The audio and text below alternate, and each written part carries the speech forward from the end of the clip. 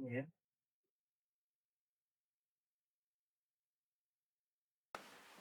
Muy bien, buenas a todos.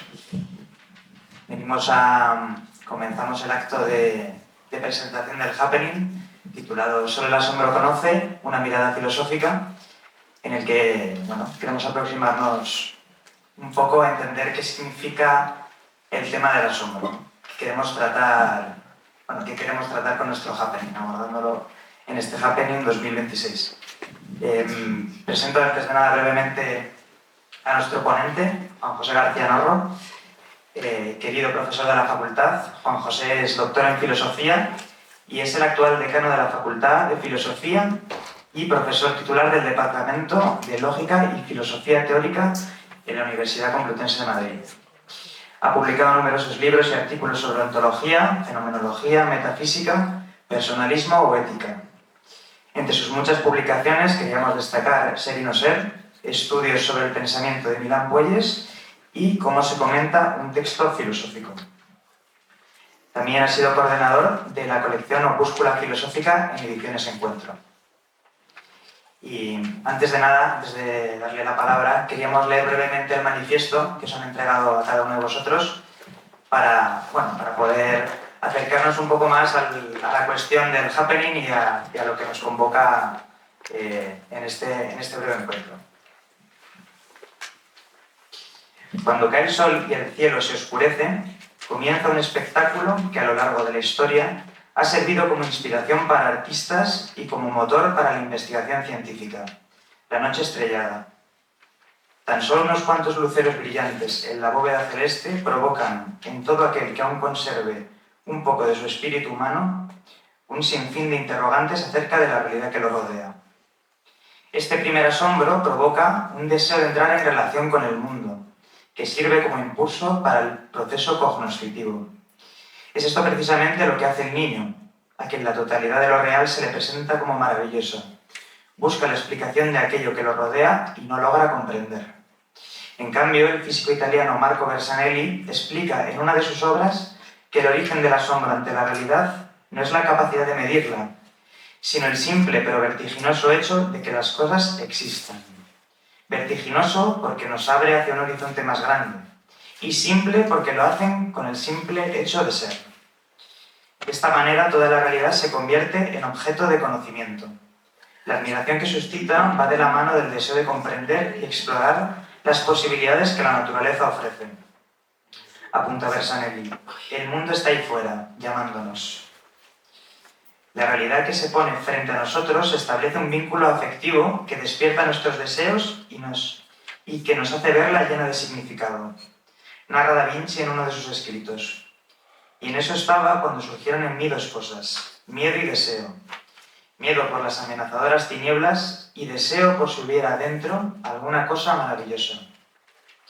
Con esta postura elemental de asombro somos capaces de redescubrir la realidad más cotidiana, porque dicho asombro surge cuando el hombre se pone ante una realidad que no es suya, que no le pertenece, pero de la que inexorablemente depende. Como el nacimiento de un niño o una obra de arte al expresar lo más profundo del alma humana. No conmoverse ante un atardecer o no preguntarse por el sentido de la vida frente a la muerte, solo es propio de quien ha abandonado su humanidad. Dice Einstein que el hombre para el cual no resulta familiar el sentimiento de misterio, que ha perdido la facultad de maravillarse frente a la creación, es un hombre muerto. La belleza con la que convivimos hace que nos sintamos interpelados directamente sobre el sentido de nuestra vida. Hace que nos reconozcamos como seres trascendentales. La edición del Happening de 2026 quiere ahondar en el papel del asombro, como pieza fundamental en el conocimiento y como puerta de entrada para la trascendentalidad. Decía Benedicto XVI que es el uso de la razón, en la búsqueda activada por el sentido del asombro, lo que permite que el hombre entre en contacto con el absoluto. La belleza con la que algo o alguien se introduce en nuestra vida es el único motivo para decirle sí, venciendo todos los prejuicios. Pues nada, doy paso a Juan José García Narro.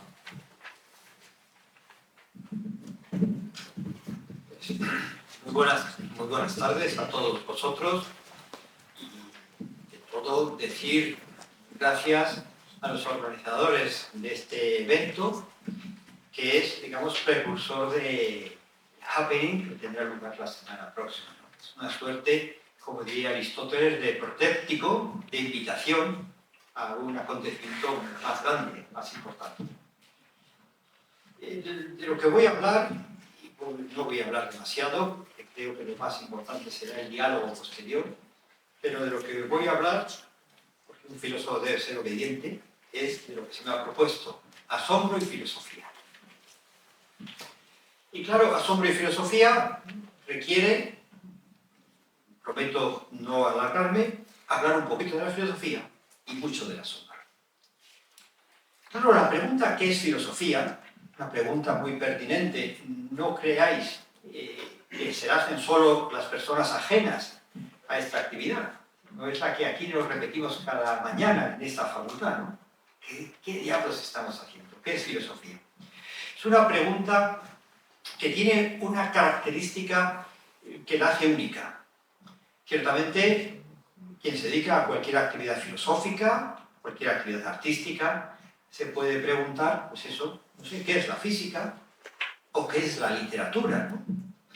Pero claro, estas preguntas, sumamente oportunas en algunos contextos, son preguntas que hay que contestarlas desde fuera de la literatura y desde fuera de la física. Quien intenta responder qué hace el físico, ya no está haciendo física cuando da esa respuesta, o todavía no hace física. Por eso los manuales a lo mejor dedican un prólogo con 2 páginas a decir qué es la física, o un epílogo, ¿no? Y lo mismo pasa con qué es la pintura, o la escritura, la literatura, o el ballet. Pero quien se pregunta qué es la filosofía, necesariamente ya está haciendo filosofía.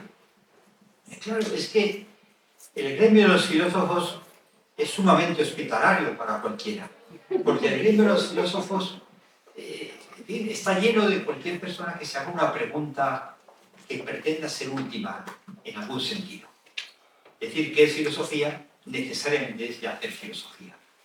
Por eso Aristóteles, ese hombre tan lleno de sentido común que nos ha enseñado tantísimo, sostenía que incluso para negar la filosofía hay que hacer filosofía. Nadie escapa de este signo. Todos, a pesar de nosotros, somos filósofos en algún momento. Por tanto, la pregunta ¿qué es filosofía? Ya nos pone en el terreno filosófico. ¿Y cómo contestar a ella? ¿A qué pistas podemos acudir para encontrar una respuesta? Bueno, lo que primero nos llama la atención, cuando intentamos decir qué es filosofía, es que la filosofía, esa que hemos estudiado, aunque sea lejanamente, está llena de nombres propios. Qué raro, ¿verdad? Cuando uno estudia matemáticas o estudia geología, pues a lo mejor sí, se cita a aquel matemático, a aquel geólogo, se cuenta una anécdota de él, pero bueno, eso es superfluo. Lo importante son lo que han dicho, los teoremas que han descubierto o las hipótesis científicas que han adelantado y han demostrado. Y en cambio la filosofía está como muy ligada a nombres singulares. Nietzsche, Kant, Tales de Mileto, ¿no? ¿Por qué? ¿Por qué esa, digamos, prerrogativa? ¿Por qué esa primacía de la persona? Esto nos disgusta enormemente, porque parece que la filosofía arrastra un lastre inevitable de subjetividad. Es como si la filosofía no fuera nada más que los filósofos, y como si los filósofos, nada más erróneo, creedme, que pensar de ellos, que son unos tipos que están en un rincón pensando a ver qué puedo decir que no haya dicho otro, a ver qué puedo hacer para salir en la historia, ¿no? No, la filosofía, os aseguro, que hoy quizás no se pueda demostrar, es una conversación milenaria en que los filósofos saben de qué están hablando y aunque discrepen de los otros, entienden a los otros. No es una conversación de sordos, es todo lo contrario, un inmenso diálogo tendido a lo largo de los siglos. Ahora bien, ese diálogo se hace entre personas que tienen puntos de vista muy dispares, entre confrontación de pareceres. No es una cacofonía, una disonancia, un ruido horrísono de tesis, pero no es una unanimidad. Ojo, tampoco en las ciencias empíricas o en cualquier otra disciplina humana hay esa unanimidad. Solamente una deformación que nos hace pensar que nuestro estado actual histórico es algo así como el definitivo, nos permite creer que también todas las otras disciplinas a las que nos dedicamos no están afectadas de historia. Sus posiciones actuales no van a pasar, mucho más que las posiciones filosóficas, porque mientras nadie discute la biología de Galeno, es una anécdota hundida en el pasado, todavía nos interesa la filosofía de Heráclito, realmente. Pero bien, resulta que los filósofos no solo discrepan en torno a qué respuestas dan a ciertas preguntas, sino lo que es más sorprendente. Parece que no se ponen de acuerdo en cuáles son las preguntas más pertinentes. Por lo cual, en fin, como yo, que no soy filósofo, puedo empezar a orientarme en la pregunta tan pertinente: ¿qué es eso de la filosofía? Sugiero que para encontrar un hilo que nos dé una respuesta, aunque sea provisional, recurramos a lo que han dicho los filósofos más antiguos. Al fin y al cabo, los demás nos hemos puesto en la estela de esos primeros filósofos. Nosotros hemos encontrado en ellos, en los iniciadores, pues en fin, el cauce que nos encantaría continuar. ¿Qué ha dicho Tales? ¿Qué ha dicho Heráclito? ¿Qué ha dicho Platón? ¿Qué ha dicho Aristóteles? Porque sí, ha habido evolución, ciertamente. Evolución en respuestas y en preguntas. Pero nos siguen pareciendo esos filósofos antiquísimos todavía los grandes de la filosofía, los que nos han enseñado a hacer filosofía. Y lo que han dicho estos griegos, a los que debemos esta disciplina, es extrañamente que la filosofía comienza con el asombro. De eso quiero hablar ante vosotros.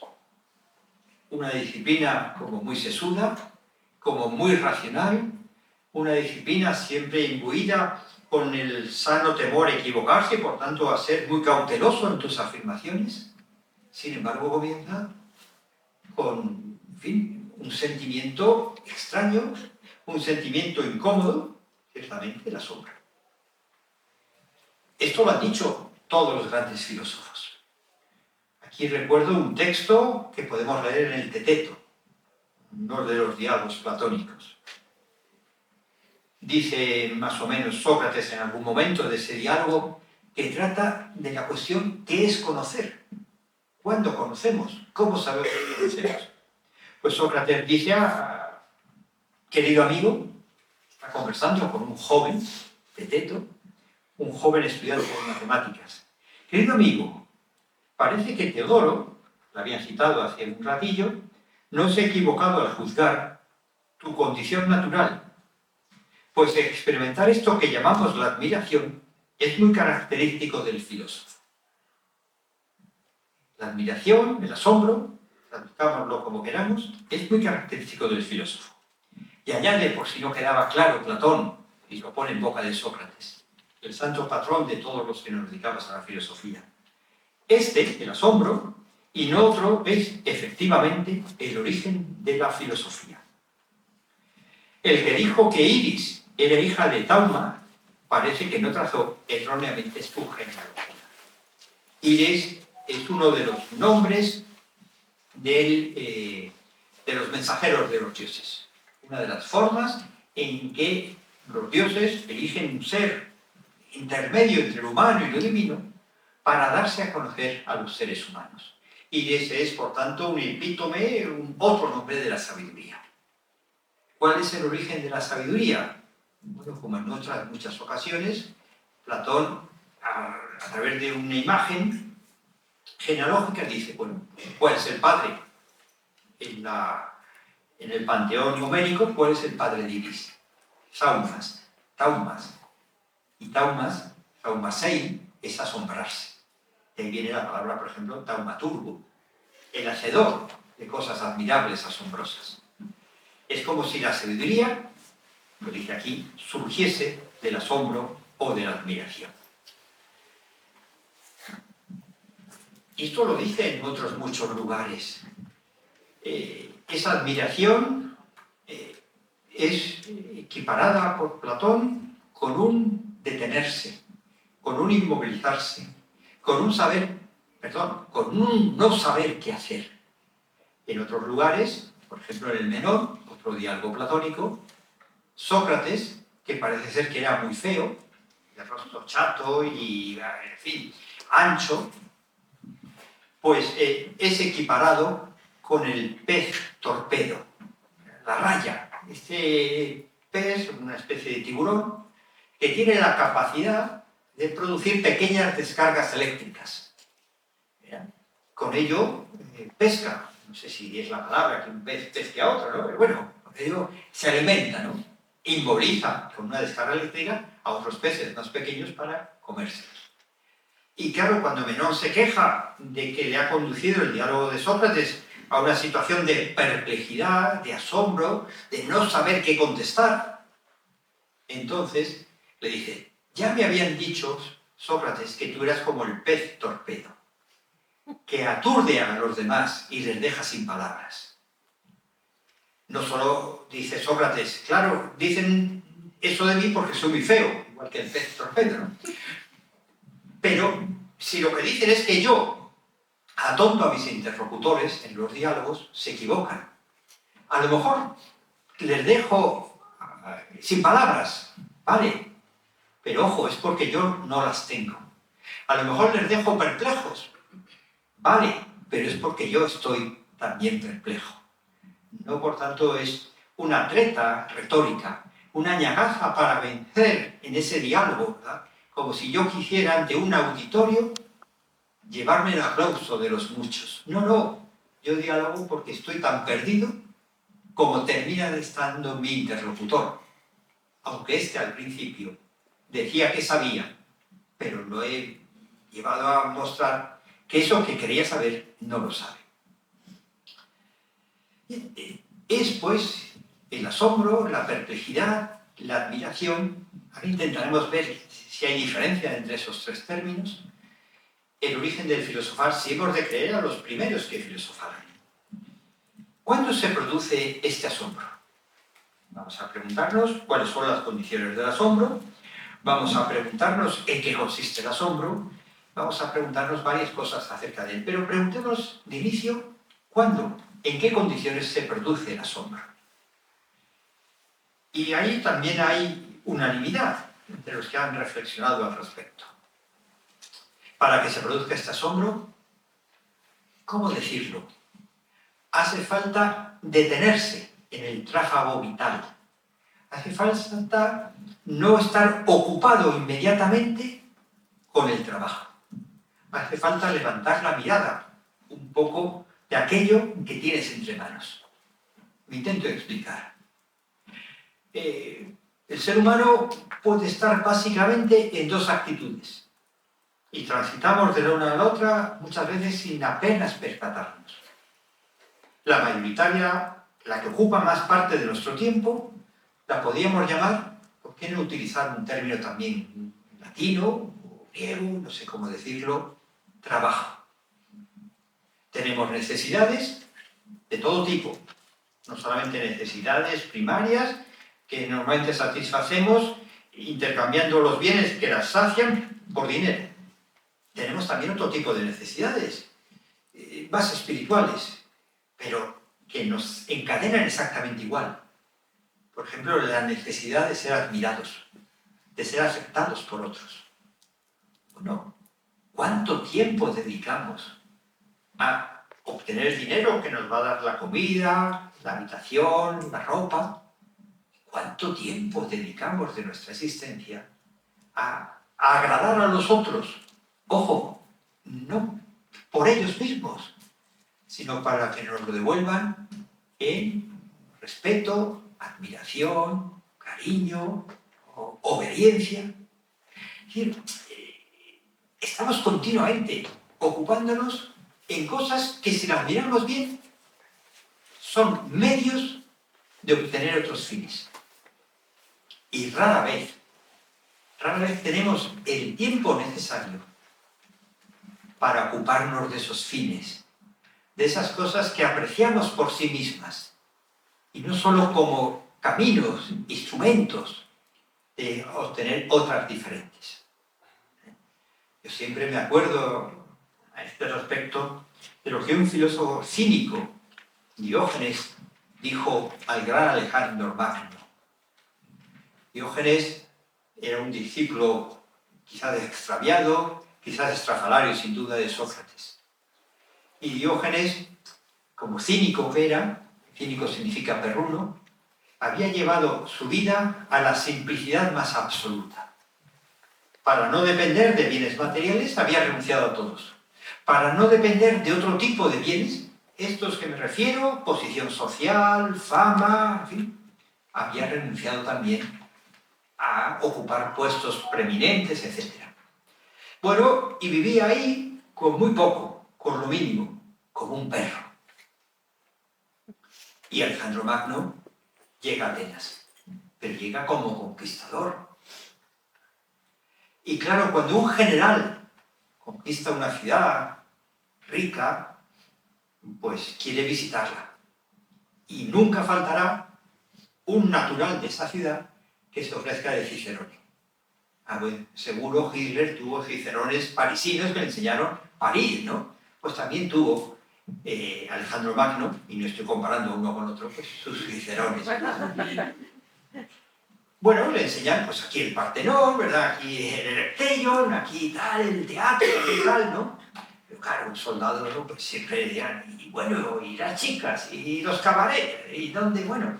También Alejandro dijo, bueno, y algo así como más típico, más raro, ¿no? Esto está muy bien, pero tenemos a Diógenes, el cínico. Quiero visitar, quiero conocerle. Y le llevan allí, ¿no? Y Alejandro, el poderoso, dueño del mundo, ¿qué puedo hacer por ti? Le dice a Diógenes. Y dice, bueno, si fueras tan amable de apartarte un poquito, porque me estás dando sombra. bueno, yo que te puedo dar dinero, te puedo dar. Y luego empiezan a dialogar. Y Diógenes le pregunta, Alejandro, ¿tú para qué has conquistado Atenas? Me alegra que me hagas esa pregunta, porque fíjate, si no domino Atenas, no puedo cruzar al Peloponeso. No puedo dominar el Peloponeso, porque paso ese istmo de Corinto, en fin, las tropas tienen que pasar por Atenas, es un buen puerto, me da una pequeña lección de estrategia. Claro, es verdad. Bien visto, Alejandro, bien visto. ¿Y para qué quieres conquistar el Peloponeso? Hombre, porque el Peloponeso es un granero, es un reservorio de levas para nuevos soldados y con ellos puedo cruzar a Jonia, ya en la costa oriental del Mediterráneo. Si de ello, pues en fin, la ruta de suministros quedaría cortada fácilmente, tendría yo problemas, entonces, ¿ves? Estrategia. Claro, ¿verdad? ¿Y para qué quieres conquistar Jonia? Hombre, porque solo si domino Jonia podré llegar a Persia. ¿Te das cuenta? Jonia interrumpe la línea de suministros con Persia. No puedo conquistar Persia si no tengo Jonia. Vale. ¿Y para qué quieres conquistar Persia? Porque entonces llegaré al Indo y dominaré la India y dominaré el mundo entero. Claro. ¿Y para qué quieres dominar el mundo entero? Para poder descansar.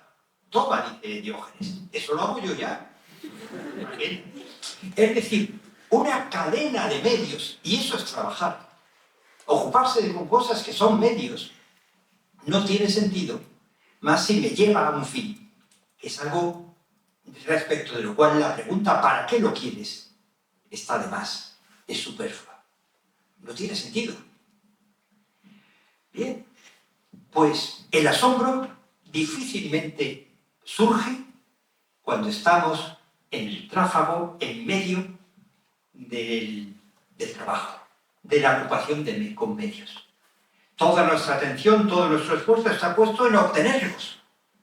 Y en esas circunstancias, donde no hay, decían los antiguos, contemplación, donde no hay un pararse un momento para escuchar y mirar, no surge habitualmente la sombra. No es cierto lo que dice Aristóteles al comienzo de la metafísica. O se ha malinterpretado. No es verdad que la metafísica, la filosofía, solo surge cuando están satisfechas las demás necesidades de la vida. Al comienzo de la metafísica se dice, bueno, el ser humano tiene que satisfacer sus necesidades y cuando las tiene satisfechas, entonces puede dedicarse a la filosofía. Sí y no. Es verdad, porque si está pendiente de los medios, difícilmente surgirá el asombro sin la cual no hay filosofía. Pero no, si queremos entender que hay que tener una cierta holgura, riqueza para hacer filosofía. En la pobreza se puede hacer filosofía, porque en la pobreza puede surgir el asombro. Es verdad que en la miseria difícilmente se hace filosofía y difícilmente se admira uno. Si entendemos miseria por una carencia tal que estás pendiente del siguiente instante, no sé, un campo de concentración o algo así. Pero si hay una pausa de esa búsqueda de los medios, aunque no seas rico, aunque no tengas asegurado el mañana, pero sí el minuto siguiente, ahí puede surgir el asombro y con ello la actividad filosófica. Basta romper esa ocupación continua de medios para levantar un momento la cabeza y rozar con la punta de tu intelecto algo que sea valioso en sí, que es la definición de un fin. Basta con ello, ¿no? Fijaros, ese ocuparse de algo que sea un fin tiene un nombre en la religión. En griego se dice teoría. En latín se dice contemplación. Y no olvidemos que en la palabra contemplación está la raíz templo, porque el templo es el lugar donde uno se entrega a la contemplación. Porque un templo es algo muy raro. Con lo caro que está el metro cuadrado en Madrid, ¿cómo hay espacios donde no se puede construir ni una vivienda, ni una fábrica, ni siquiera un parque? Es un templo. Es como sacar del terreno de lo puro utilitario un espacio para dedicarlo a algo que no sirve para nada, quiere decir, que no es un puro medio. Lo mismo ocurre con el tiempo. Con lo escaso que es nuestro tiempo, tenemos fiestas. Y la fiesta es como un templo, pero no con el espacio, sino con el tiempo. Un momento en que uno dice, nos paramos. Nos paramos de nuestras ocupaciones constantes y hacemos algo que no es tratar con un medio para obtener un fin. Es tratar con algo que es un fin en sí mismo, con algo que tiene en sí su sentido, con algo que no tiene valor de prestado, porque nos encamina a algo que sí merece la pena, sino que eso en sí mismo ya merece la pena. Es levantar, insisto, la mirada, escapar un momento del tráfago, del trabajo, la palabra, ¿no? Por eso decían los antiguos, necesitamos del ocio para hacer filosofía. Un instante, cuando menos, de ocio. Y lo que no es ocio es lo que llamamos negocio, ¿no? El no ocio, ¿no? El trabajo. Por cierto, esto que es el latín, que ya indica un cambio de perspectiva, ¿no? Es como si el ocio fuese lo negativo, lo secundario para nosotros, y el trabajo fuese lo esencial. Un latino invertiría completamente en los medios.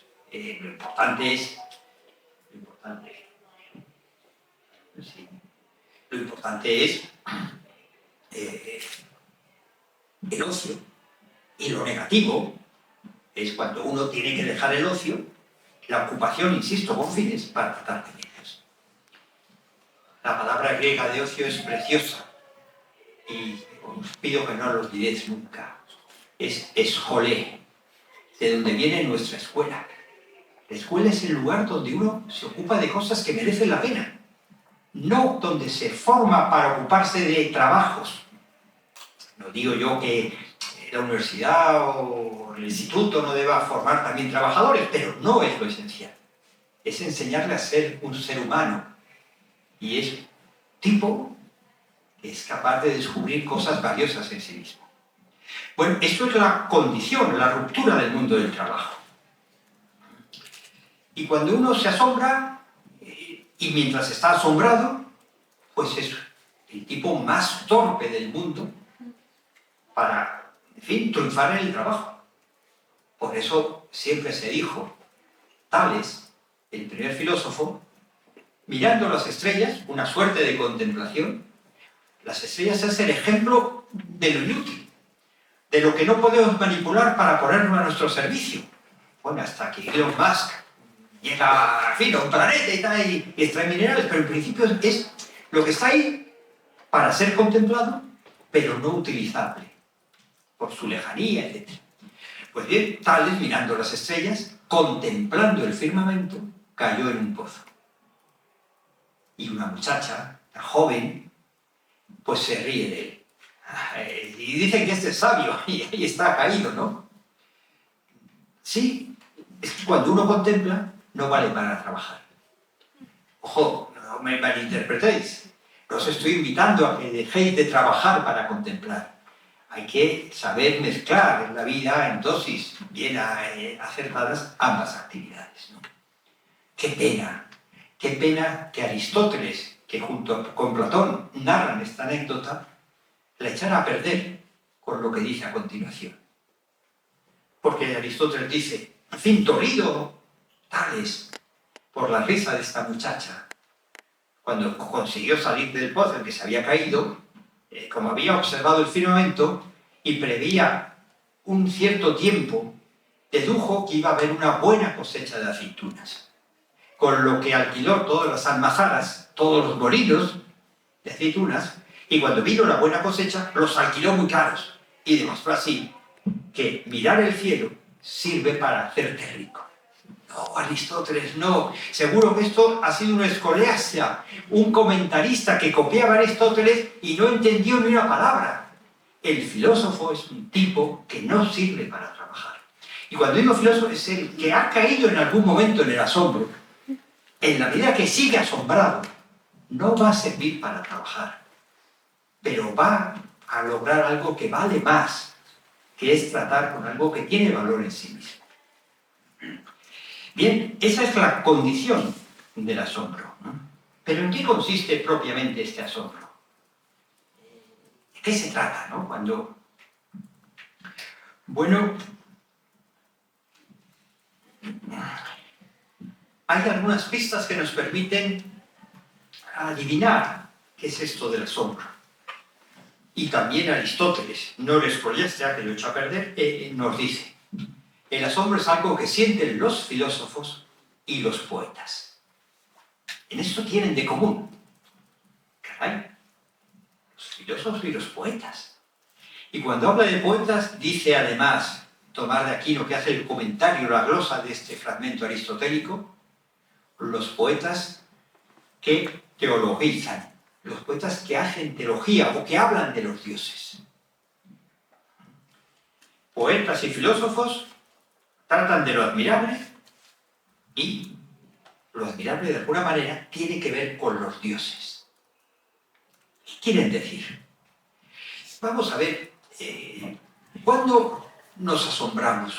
¿Cuándo quedamos perplejos como aquellos que tuvieron la fortuna de dialogar con Sócrates? ¿Cuándo nos admiramos?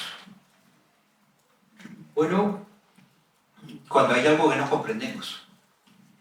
Es cuando vivimos, experimentamos algo que no entendemos, cuando uno se queda pasmado. Ah, ¿qué es esto? No sé, algo que no entendamos. Estoy en un teatro del mago, ¿cómo es? Pop, no sé, hay un mago de esto, ¿no? Y bueno, yo no he ido, así que no digo que esto sea el truco, ¿no? Pero bueno, es un truco muy conocido, ¿no? nos muestra sobre un bastidor de ruedas que está tapado por una cortinilla, que levanta la cortinilla, pues en fin, no hay nada ahí más que el bastidor, y encima hay una enorme caja que también levanta una tapa lateral para mostrarnos que no hay nada, luego vuelve a mostrar que debajo no hay nada, luego no hay nada. Y hay una señorita que está dando vueltas ahí, ¿no? Normalmente en bañador, con lentejuelas, ¿no? Y la señorita es invitada a meterse en la caja. Bueno, tal, ¿no? Y cuando se mete en la caja, pues no vemos su cuerpo, pero vemos sus piernas que salen por un lado y su cabeza que sale por el otro lado de la caja, ¿no? Y este mago Pop saca un serrucho y empieza a cerrar la caja. Caray, lo que está haciendo, ¿no? La cierra tabla, la cierra tanto que se para y por un lado pues, es una caja partida en dos, y por ahí están sus piernas y por aquí está su cabeza. Partido en dos, pero la tipa está tan sonriente, ¿no? Bueno, lo vuelve a juntar, ¿no? Y ya, despierta y sale entera, ¿no? Uno se queda perplejo, ¿no? ¿Cómo ha podido partir a esta señora en dos, ¿no? Bueno, eso no es el asombro filosófico. Porque ahí sospechamos que aunque no sepamos explicar qué ha pasado, hay una explicación. Hay un truco. Seguramente cuando me lo enseñe digo, hombre, claro, ¿cómo no he caído yo en que era así? El truco probablemente está en que había dos señoras, ¿no? Cuando me mostraban la parte de abajo, la señora estaba arriba, cuando tapaban con la cortinilla la parte de abajo, esta bajaba y mostraban la caja de arriba, y luego hay dos señoras, las piernas son de una, habrá algún truco. Aunque yo no adivine cuál es, si me lo enseñan, el asombro desaparece. Esta perplejidad de no entender lo que está pasando no es la perplejidad filosófica. Esta no genera filosofía, genera, pues en fin, voy a comprarme un libro de prestigitación o de magia o le voy a preguntar al mago Tamariz que me explique en qué consiste el asunto. No. Tampoco la perplejidad de que hablan los filósofos antiguos procede de no entender algo de lo que sospecho que nadie lo entiende. La primera perplejidad era algo de hay personas que están en el ajo y yo no, y no sé muy bien qué hacer. Aquí no, yo sé que hay cosas que no solamente son desconocidas para mí, sino que son incognoscibles para cualquiera. Bueno, sí, hay limitaciones en el conocimiento humano. Yo no puedo más que adivinar, con mucha, en fin, probabilidad de equivocarme, qué está pasando por la mente de cada uno de nosotros. Porque la mente ajena me es desconocida. Es verdad que el rostro es elocuente, ¿no? Pero aún así, es verdad que vuestras palabras pueden ser testigos fieles de lo que sentís, pero podéis engañarme. O sea, yo no soy capaz de leer la mente de otro, ni yo ni nadie. Dicen los padres de la Iglesia que nuestros primeros padres, Adán y Eva, antes de la caída, sí podían leer la mente de uno del otro, ¿no? Y que el pecado original, entre otras cosas, produjo esta terrible separación, ¿no? Este aislamiento que las palabras, los gestos, nuestra conducta intenta variar en cierto modo, pero que nunca. Bueno, eso es un enigma, pero un enigma no te asombra. Bueno, podemos decir que te deja perplejo, podemos usar la palabra asombro en un sentido secundario, pero no es el verdadero asombro. Asombro, fijaros la palabra, asombro, hacia la oscuridad, hacia la sombra. El asombro no se produce en estos casos. El verdadero asombro se produce cuando hay algo, no solamente que yo no conozco, pero que podría conocer, o algo que yo no conozco y no podría conocer, pero es algo familiar de alguna manera. Tu mente será como la mía, no gran cosa más, ¿verdad? No, el asombro se produce, el verdadero asombro, cuando palpamos, cuando barruntamos, vislumbramos algo que no puedo comprender de ninguna manera, porque es absolutamente distinto de aquello con lo que me ocupo en el trabajo, con lo que me ocupo a diario, con aquello que puedo objetivar. Decía Kant, yo no tengo una percepción sensorial sin tener el concepto correspondiente. Sillas, mesas, Hombre, Julián Besteiro allí retratado, siempre puedo... Hombre, hay cosas que no saben lo que son, ¿verdad? Vale.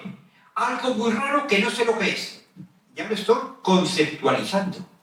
Algo muy raro que no tengo nombre que ponerle. El asombro lo causa algo todavía más raro. Algo que es radicalmente distinto de todo lo demás. Algo que los fenomenólogos de la religión han llamado lo totalmente otro. Lo inconmensurable.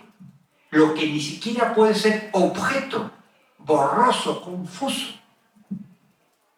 Eso es lo que de verdad causa el asombro, que inicia necesariamente no solo la filosofía, sino es el umbral de la experiencia religiosa. Eso es el verdadero asombro. Gabriel Marcel, un filósofo existencialista francés del siglo pasado, distinguía, pues eso, entre enigma y misterio. El enigma te deja perplejo, pero no te asombra. El asombro que te paraliza realmente es ante el misterio. Y el misterio, insisto, es que es lo totalmente distinto de todo lo demás. Tan distinto que no puede ser objetivado, ni siquiera objetivado. Pongo un ejemplo. Otro filósofo existencialista, no tan amigable y amistoso como Gabriel Marcel, más bien todo lo contrario, Martin Heidegger, sostenía en su famoso libro Ser y Tiempo que teníamos que distinguir entre el miedo y la angustia. Como en muchas otras cosas, Heidegger aquí es un plagiario que no admite de dónde lo toma, porque eso está en Kierkegaard. Es un pecado de muchos filósofos, no de los grandes. El que como el zorro borra tras su paso las huellas, ¿no? Se dice que el zorro con la cola borra las huellas para que no le sigan, ¿no? Pues Heidegger, que toma mucho de Bergson, apenas le cita. El tiempo es un concepto bersoniano y Heidegger no hace más que las intuiciones bersonianas. Y de Kierkegaard también toma. Pues bien, Kierkegaard, si queréis, mejor que Heidegger, distingue entre el miedo y la angustia.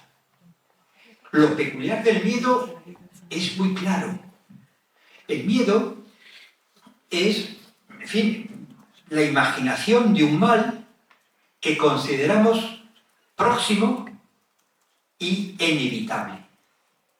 Inevitable en el sentido de que puede quizás no alcanzarnos, pero que nos alcance o no es independiente de nosotros. Por mucho que nos escondamos, no podemos hacer nada para evitarlo. Por tanto, yo preveo un mal para mí, y me veo incapaz de poner remedio. Entonces siento miedo. Eso es el miedo. ¿Y la angustia? Es que la angustia es otra cosa. Porque la angustia no tiene un objeto. ¿De qué tienes miedo? De las ratas. Bueno, pues ya sé de qué tengo. O de volar. O de que suspender. O de que esa chica me diga que no. Te puedo tener miedo de 1000 cosas. ¿Y de qué tienes angustia?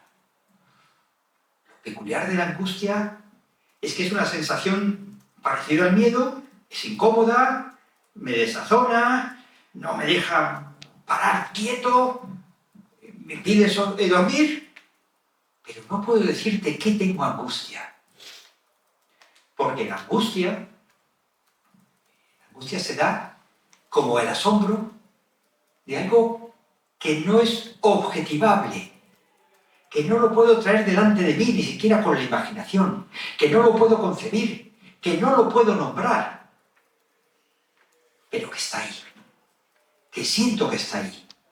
Y justamente su extrañeza, su ser totalmente distinto de cualquier otra cosa, lo que me deja tan indemne, tan incómodo, tan temeroso. Angustia y miedo. La angustia se parece al asombro, porque tiene un objeto tan indefinido, pero tan portentoso, tan potente, que todo lo demás, todo ese mundo del trabajo en el que yo había puesto mi corazón, queda devaluado.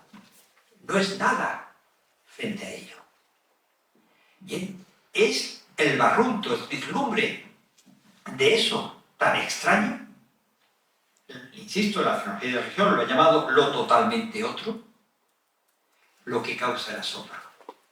Y lo que inicia el movimiento filosófico, entre otras muchas cosas.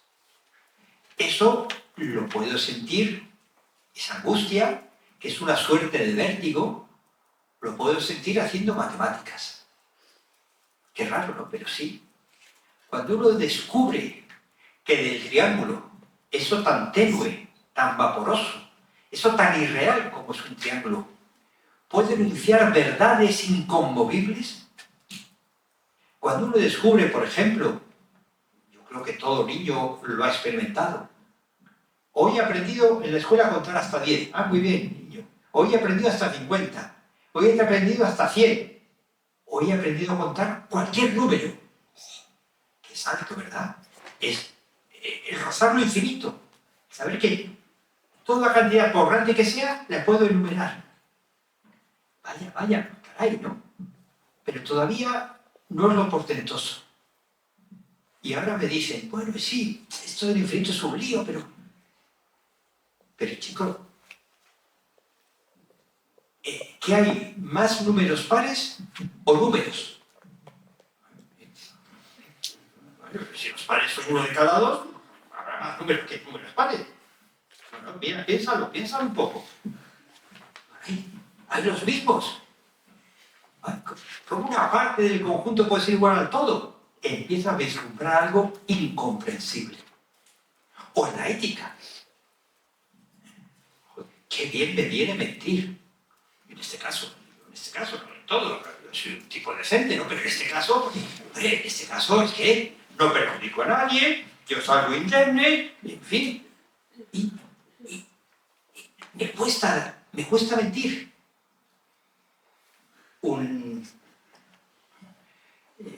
Un rabí hebreo diría, ¿por qué te cuesta mentir? Porque Yahvé ha puesto sobre ti una ley moral que es tan pesada como una montaña. Podrás faltar a ella, pero no podrás incumplirla sin sentir que estás fallando. No puedo deshacer la ley moral, no, me viene mal, pero no puedo disolverla, no puedo retorcerla. Estoy rozando de nuevo eso que es portentoso. Y cuando lo pienso digo, caray, qué cosas tan raras, ¿no?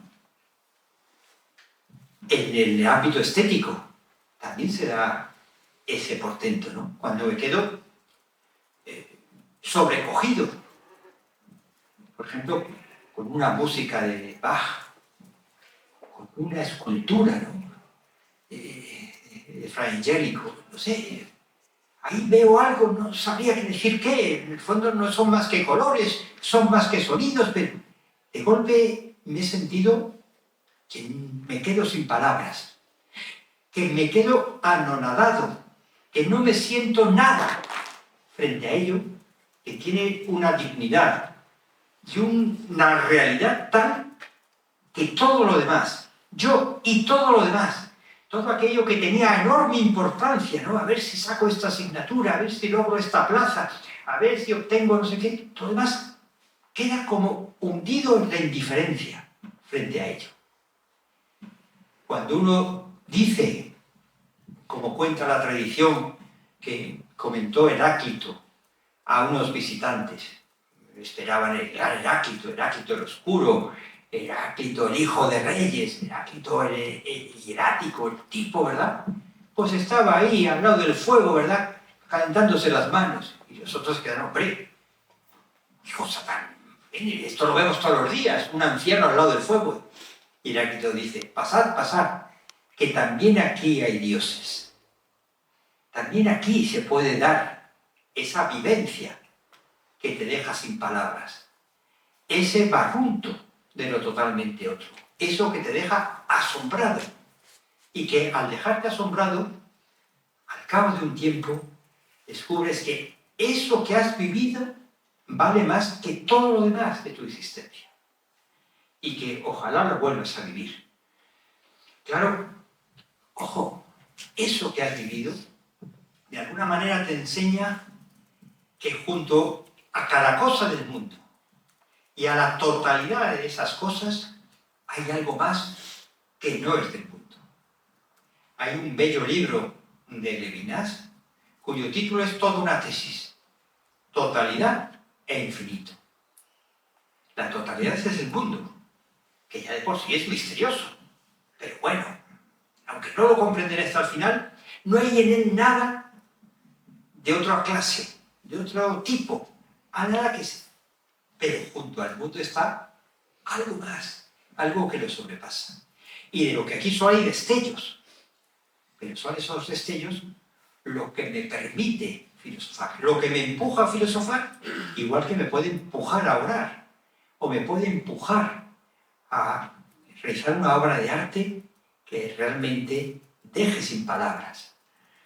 Pero esto, lo portentoso lo podríamos llamar, otro lo llamaría lo, en fin, no sé, lo totalmente otro, como queráis llamarlo, lo luminoso, eso, y por eso me deja asombrado, es una mezcla de lo que me atrae, una vez que lo he vislumbrado no puedo olvidarlo, una vez que lo he vislumbrado espero siempre que se vuelva a dar, como lo que me aterra.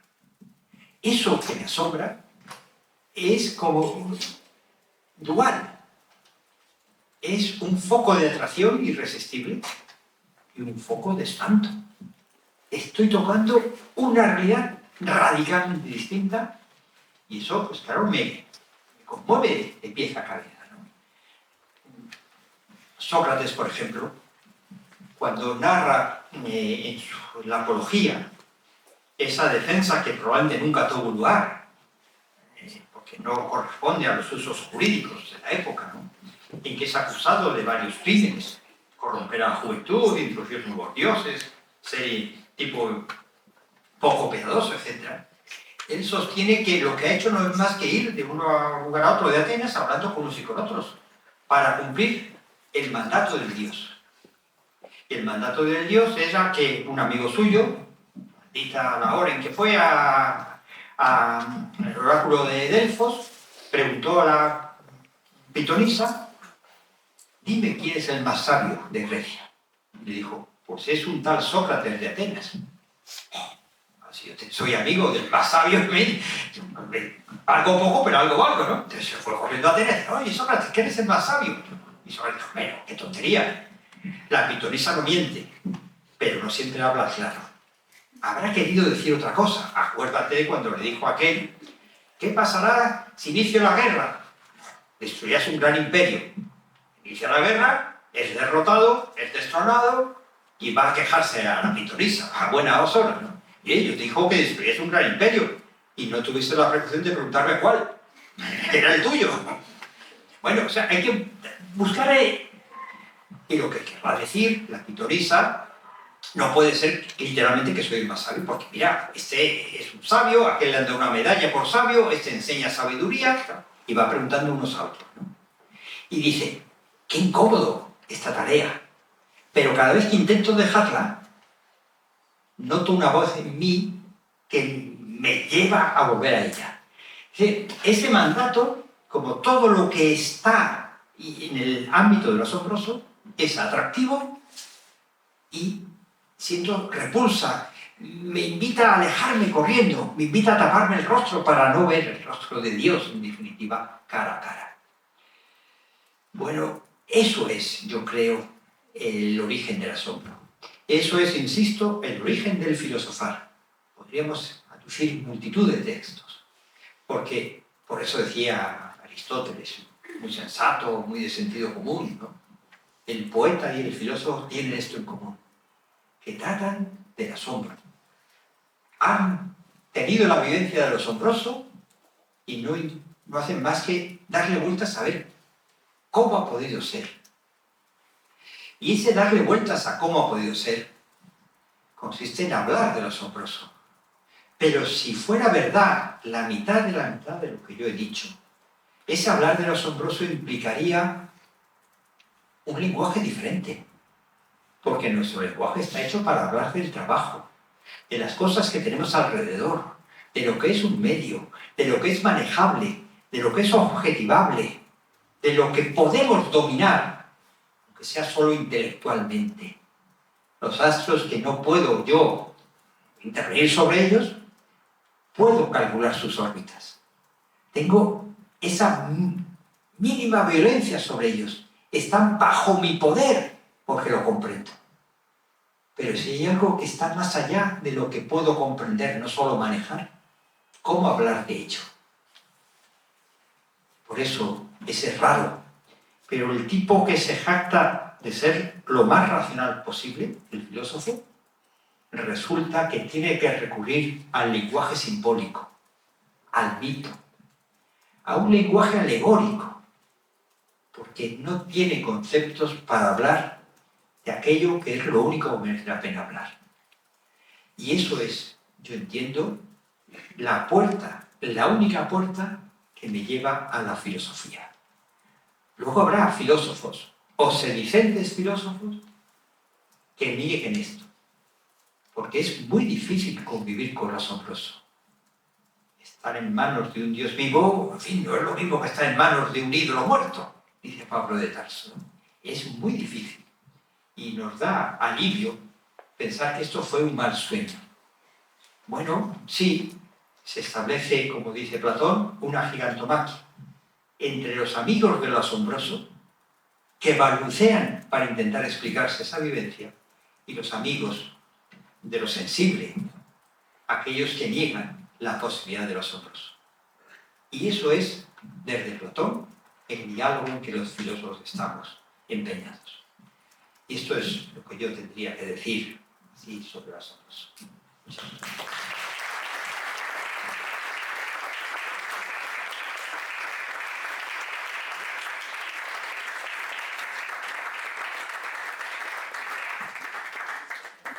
Muy bien, muchas gracias, Juanjo. Algunos nos has retrotraído todavía a, bueno, cuando yo te tuve, por ejemplo, en clases, o bueno, de muchas conferencias que te hemos escuchado, y creo que ha sido, vamos, una charla muy bonita y muy útil, y creo que se quedan muchas cosas pendientes para que reflexionemos, para que le demos vueltas, para que las reunimos, pero queríamos dejar un espacio breve de preguntas, al menos una, dos o tres, para poder seguir entrando en conversación. Yo te quería hacer una, y así los demás van pensando la suya, pero en este tiempo que nos ha tocado vivir muchas veces como tan afianzado pues, en las comunicaciones, en el trabajo, en el tráfago de la vida, como hemos dicho, ¿cómo podemos recuperar a día de hoy el asombro? Sé que es una pregunta difícil, que no tiene fácil solución, pero bueno, como todas las preguntas filosóficas que no tienen solución inmediata, pero ¿cómo crees tú que podemos recuperar a día de hoy el sentido del asombro, ¿no? En nuestros estudios, en nuestro trabajo, para no vivir en stand-by, ¿no? Para no vivir apoltronados, sino para poder relacionarnos, ¿no? Con lo admirable. Muy bien. Si alguno tiene alguna pregunta más, que aproveche.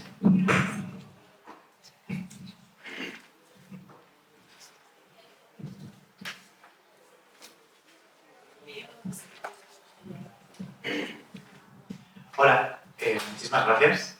Ha sido increíble. Yo quería aprovechar, cuando estabas dando varias definiciones del asombro, has dicho algo parecido a que el asombro es cuando vislumbramos algo que somos incapaces de comprender por ser totalmente ajeno a lo que vemos en el trabajo o en la rutina.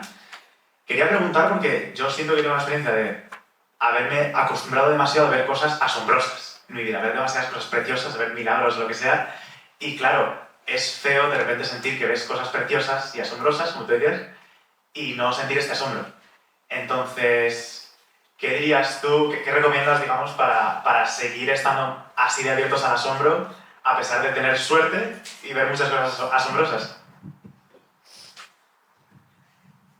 Yo quería decir que como el asombro es eso que es incognoscible, va un poco por la línea de la otra pregunta, que si es incognoscible tal, y a la hora de hablar de él ni siquiera tenemos un lenguaje que sea capaz de comprenderlo, ¿cómo da o cómo puede ser que dé paso la filosofía?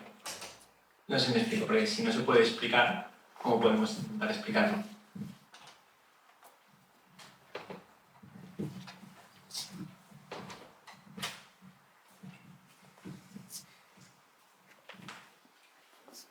Muchísimas gracias por vuestras preguntas. Decía que muchas gracias por vuestras preguntas y voy a intentar brevemente responder de un modo muy satisfactorio a ellas. Claro, ¿cómo vivir el asombro? ¿Cómo propiciar la vivencia de lo asombroso, ¿no? Tengo una mala y una buena noticia al respecto. No es exacto, luego lo matizo, pero en principio no podemos hacer nada para vivir lo asombroso. No podemos hacer nada. Nada, bueno, podemos hacer algo indirecto. Podemos ponernos a la expectativa. Podemos no negarnos a esa experiencia, pero no podemos tener la experiencia de lo asombroso por propia voluntad. Los filósofos llamamos a esto, a este cúmulo de cosas respecto de los que yo no puedo producirlas por mucho que me esfuerce, pues sobre ellas tengo una libertad negativa, ¿no? Puedo quitar los obstáculos para que ocurra, pero no puedo hacer que se produzca. No puedo. Eso es la mala noticia. Lo bueno es que hay una tradición que crea una fe en la cual se dice que lo asombroso llegará en algún momento a tu vida. El misterio da a todo ser humano noticia de su existencia. No sabemos si al principio de tu vida, al medio, al final, no sabemos si cuando eres feliz, cuando eres desgraciado, no sabemos, pero en algún momento habrá una noticia de lo asombroso. No sabemos cuándo. Es verdad que podemos habernos vuelto sordos y ciegos ante ello. Por eso no podemos hacer nada, bueno, directamente, no podemos suscitarlo. Yo creo que eso es así, ¿no? Pero claro, yo tengo vivencia de lo asombroso casi a diario. En lo más simple, en lo más elemental, ¿no? En la muerte de ese familiar, en el nacimiento de ese sobrino, en el... ¿Cómo que no tengo noticias y lo asombroso? Estoy rodeado de lo asombroso. Puede ser, puede ser. También Heráclito veía dioses en el fuego, en los cacharros, ¿verdad? Dicen que Teresa de Jesús señaló también entre los cacerolas. O sea, yo no digo que lo asombroso sea necesariamente raro, esporádico. Lo que yo creo es que no lo podemos suscitar por voluntad. Y puede darse a veces una vez y vives de aquel recuerdo, puede darse con más frecuencia. Es curioso, ¿verdad?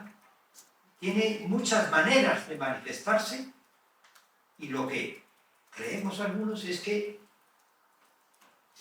siempre se manifestará al menos una vez en cada existencia. Pero no digo yo que sea necesariamente raro. Lo que sí creo es que si uno está metido completamente en esa relación de producción medios-fines, que insisto, tenemos que estar de vez en cuando en ella, no habrá vivencia de lo asombroso, porque requiere una pausa, un levantar la mirada. Uno lo puede descubrir ahí en el suelo, ¿no? Es una metáfora lo de levantar la mirada, no necesariamente. ¿Cómo hablar de ello? Pues acabo de poner un ejemplo. Levantar la mirada no es un gesto que tengamos que hacer para vivir lo asombroso. Es una manera de decirlo, ¿no? Solo la metáfora, solo el símbolo, solo la alegoría, solo el mito, la narración de un suceso que no hay que tomar a pies juntillas, pero que tiene mucha más verdad que todas las historias certificadas, ¿verdad? Es la única manera que tenemos, la única forma. No hay otra. Pero vamos a un libro que muchos de nosotros leemos con frecuencia, el Evangelio. ¿Cómo habla el Evangelio del reino de los cielos? Chicos, es que no me he enterado, ¿no? ¿Qué dimensión tiene? ¿Dónde está? ¿Cuál es la puerta? No, es como un grano de mostaza. ¿Qué es esto? Un grano de mostaza, ¿no? Es como un tesoro, ¿verdad? Que uno descubre y lo tapa enseguida, pero va... O sea, tiene que ser un lenguaje simbólico, porque sí es algo lo asombroso.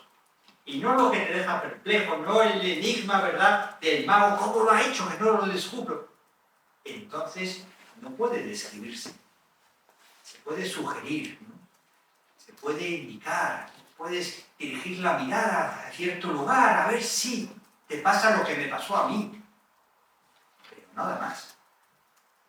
Yo lamento, ¿verdad?, que no haya un camino para suscitar ante nosotros lo asombroso. Pero si uno lo piensa bien, si hubiera ese camino, lo que suscitamos no sería propiamente asombroso.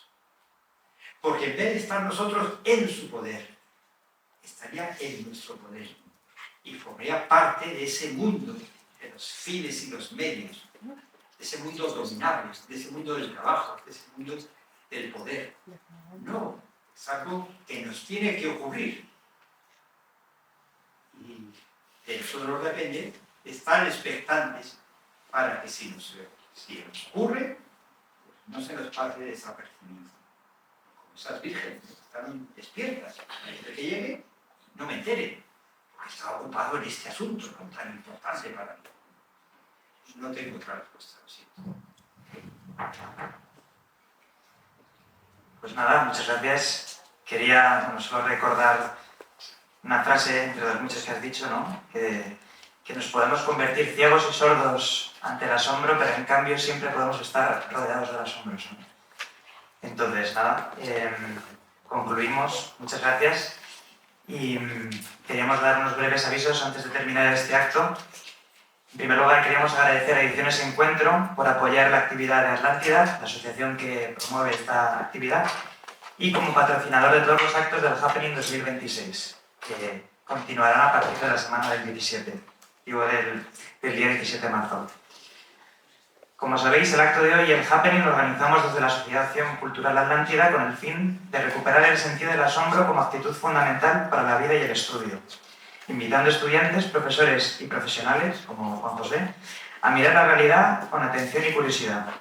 Atlántida es una comunidad nacional de jóvenes universitarios que desde los años 80 queremos transformar la vida de los distintos campus, llegando hasta lo más profundo de la realidad.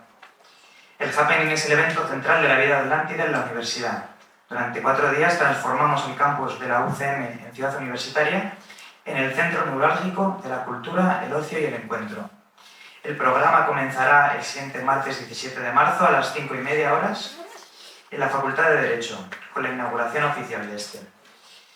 Este mismo acto, el de la inauguración, dará paso a 4 días de mesas redondas, exposiciones, actividades culturales, musicales y deportivas. Tendremos la posibilidad de tratar temas como la sostenibilidad, la relación entre la filosofía y el asombro, la paz, la discapacidad y la enfermedad, y también un diálogo sobre la política y la polarización. El resto del programa y las distintas actividades las podréis consultar en el Instagram de la Asociación Atlántida y en la web asociacionatlantida.com. Os esperamos a todos y damos un fuerte aplauso a Juan José.